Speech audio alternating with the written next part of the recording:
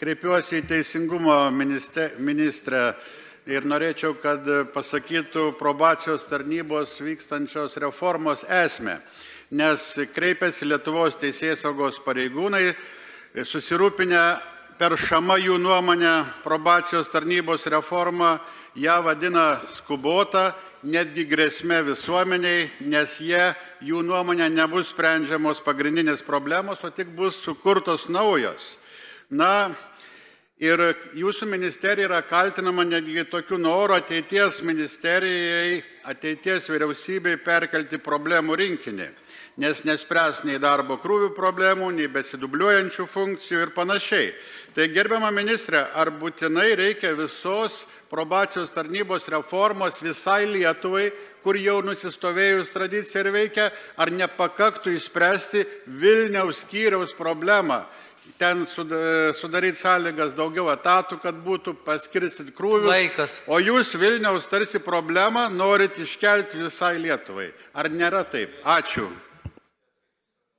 Gerbiamas kolega, dėkoju už klausimą. Norėčiau atkreipti dėmesį ir padėkoti pareigūnams, nes su profesinė sąjunga asmeniškai turėjau susitikimą net kelis kartus, aptarėm tiek planuojamą pertvarką, tiek galimus rezultatus, tam tikrus nuogastavimus, pastebėjimus išgirdome ir tikrai pakeitėm, ypatingai dėl pareigybės aprašymų, ką profesinė sąjunga akcentavo, suderinome būtent, kad tai perimtų kuo daugiau pareigūnų, būtų tiesiogiai dirbančių tiesiogiai su klientais, o ne vadovaujančios funkcijas, nes tai reiškia, jeigu tai yra vadovaujanti funkcija, dėja nepasiima tiesiogiai klientų. Tai mes sprendžiame būtent krūvio problemą, norėčiau atkreipti dėmesį, nei vienas pareigūnas pertvarkos metu nėra atleidžiamas, visiems yra užtikrinamos pareigos.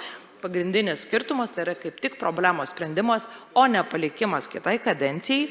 Suskirščius į regionus, sustambinus, mes užtikriname, kad ne tik bylos bus nagrinėjamos kokybiškai, bet tuo pačiu suvienodint krūvį. Šiai dienai, ką matome, tikrai labai skirtingus pasiskirstimus, kur šiandien, pavyzdžiui, tam pačiam jūsų minėtam Vilniuje netrūksta etatų, trūksta žmonių, kurie ateitų užpildyti tuos etatus, pareigybių mums užtenka. Tai šiai dienai laikinas yra sprendimas, Vilnius gauna papildomas priemokos dėl etatų trūkumo, tai yra laikinas sprendimas, puikiai suprantam, kad ilgalaikis sprendimas tai yra tikrai ne priemokos, būtent krūvių subalansavimas. Ir tam sprendžiant ir yra daugiau asmenų perina į tiesioginį darbą su nuteistaisiais, kurie yra probuojami ir mažiau yra vadovaujančių funkcijų, bet nei vienas žmogus nėra atleidžiama, visiems yra pasiūlomos lygiavertės pareigos. Tai norėčiau atkreipti dėmesį, tikslas yra perskirstyti bylas, kad visur už vienodą atlyginimą dirbantis pareigūnai turėtų vienodą krūvį. Tikrai negalime paaiškinti, kodėl kai kuriems pareigūnams reikia 3 ar 4 kartus daugiau bylų turėti, netgi ne tik Lietuvos, bet ES mastu. Tai esu tikra, kad tai yra sprendimas, tikrai diskutuotas su profesinė sąjunga.